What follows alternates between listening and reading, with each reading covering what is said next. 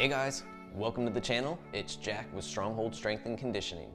And today, I'm giving you my favorite 3 core exercises that, in my opinion, you should be doing every day to create core stability. But before we get into it, make sure you take a moment and hit that subscribe button so that you don't miss out on future content like this.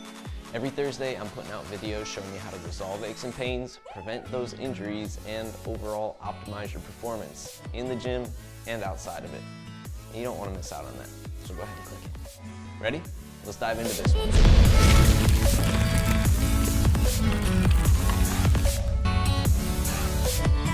All right, guys, the topic of the day, my 3 favorite core exercises to help you generate stability so that you can be performing better in your overall lifts in the gym or just the stuff that you're doing around the house on the day-to-day. And these are exercises that you could perform on a daily basis. Now, when we talk about core stability, we're looking at the ability to organize and stabilize the spinal column. And if you've heard anything about from my stuff before, I always talk about organizing and stabilizing the spinal column because it is the first place we need to begin to actually improve our overall mobility. If you guys want to learn more about a systematic approach to improving your mobility, starting with that core first and then where we go from there, take a moment and drop by the description down below and sign up for the 7-day mobility training challenge. This is 7 days, 15-minute sessions, no equipment necessary. You guys can do it right from home. It's a little mini course that teaches you the systematic approach to mobility that we want to take to improve your overall mobility, identify aches and pains that you're currently dealing with, or even identify limitations that you might not even be aware are there, or if you are aware, you might not know their limitations. So we're helping you guys identify those things that could be putting you at risk for injury, those aches and pains, and at the very least, they're performance killers. So take advantage of that, guys, completely free, down in the description below. Now, I do want to preface today's video by saying we are going to be using a technique called RNT in all of these exercises. RNT is reactive neuromuscular training. So what we're doing is using a pull-up band to create a force or pull in the opposite direction of the stabilization that we actually want through our exercise. So think of it as pulling into a compensation. We want to pull into the compensation so our body naturally engages in the opposite direction and turns on that musculature that should be holding stable here. And that's what we're doing. So we're using pull-up bands today for these core exercises for all 3 of them. And I'll be describing how it works, how you guys can make it a little bit easier, a little bit harder, and giving you some other ideas as we go through the video today. So stay tuned for all of that stuff and let's dive into it. All right, guys, exercise number 1. I call this the standing resistance band plank. What we're doing here is starting with tripod foot, 3 points of contact from each foot, first metatarsal, fifth metatarsal, and heel. From there, we want to build up double extension at the legs, so tight quads, tight glutes. We're locking in that knee positioning, locking in that hip positioning. Above that, the abs are engaged to control the lumbar spine as well as the glutes there. And then the upper back, keeping the shoulder blades pulled down and back, trying to feel the musculature of the triceps into the back of the armpit there, keeping the arm as straight as possible. We're going to hold here for about 30 seconds to 60 seconds of your max effort, pulling that band down to about chest height or slightly lower than that, and opening the band. So when I pull down, you'll notice a triangle shape to the band here. So we want it down and out. This is engaging all that musculature on the upper back. Think the posterior chain on that side there. Now, I choose this exercise because it is so transferable to other exercises and it gives us a stimulus that a standard plank does not, and that is the RNT effect of that band pull down and the band pulling open to create shoulder stability. A lot of us are doing our planks wrong and taking stability in the anterior part of our shoulder, which is the pec and the anterior deltoid.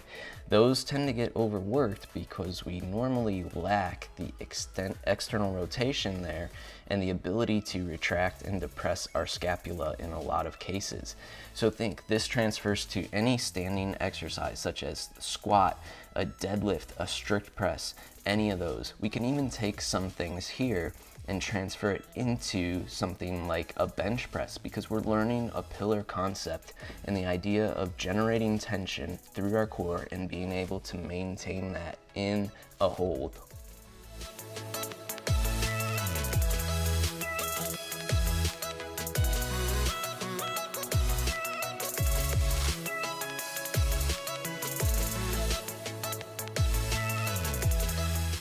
Exercise number 2, a bent knee side plank hold with a banded variable here. So technically we could turn this one into a row as well and add some movement to that arm, so reaching out and pulling back. But here I'm showing an isometric version, and we're working that lateral plane of our body. Think carries. This is also great for transferring into bench press because the shape of our body, we're teaching our body to keep the glutes engaged in this position with not only hip extension, but also that knee drive wide, causing us to engage all 3 gluteal muscles. We're using the obliques, we're using the serratus, the teres, so we're doing everything along that bottom side to keep a nice neutral spinal column in that lateral portion of our body there. The band is trying to pull us into the common compensation that we see in this position, which is leaning over that front or that bottom shoulder there, which often causes people to feel a lot of pressure at the AC joint there, the top of the shoulder, or even the front of the shoulder, which is once again where we like to stabilize often. What you should feel is the musculature of the upper back of the armpit doing a lot of work here to keep the positioning.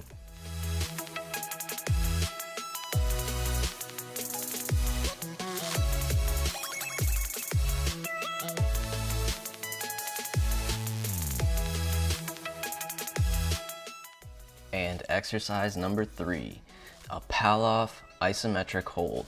So here we have the front leg opposite of our anchored band. We always want the opposite leg so that the band is trying to pull us toward the leg that's back. Our goal here is to simply maintain neutral. So my hands are in line with my sternum here, my spinal column, and I'm keeping that neutral positioning. From the legs, there's actually a lot going on here. I have 3 points of contact from the front foot, that first metatarsal, fifth metatarsal, and heel. And then I'm kneeling with those toes tucked on the back leg. So technically, I should be able to stand right up from this position here and go into, treat it as a lunge. This is a great one to actually get yourself primed for a lunge. With the glutes engaged from the back hip, pushing that hip forward, and the knee opening on the front leg, that is my base. From there, I'm building up just like our standing plank, abs engaged, shoulder blades engaged on the upper back. I want to make sure that my upper back musculature is holding that band out front, as well as a little emphasis on the obliques in anti-rotation here. All right, and there you guys have my 3 favorite core exercises to help you generate stability and overall begin to improve your mobility and improve those bigger lifts that you're doing in the gym, and overall that stability when you're working around the house, doing stuff outside the gym. If you guys like this video, make sure you let me know by clicking that big thumbs up down below, and take a moment to share this one with a friend. You know, everybody needs to be able to engage their core in a way that is effective and that is helping them prevent injuries and overall protecting their bodies. So do them a favor, share this video with them. Jump on that 7-day mobility training challenge. You guys can take advantage of those 7 free days. Once again, 15-minute sessions, no equipment necessary, and we're helping you identify those limitations that are going to be putting you at risk or killing your performance. And last but not least, if you guys have not already, take a moment and hit that subscribe button so that you don't miss out on future content like this. Every Thursday, I'm putting out videos showing you how to resolve those aches and pains, prevent those injuries, and overall optimize the performance in the gym and outside of it. Welcome to the Stronghold Army, guys. We'll see you next week.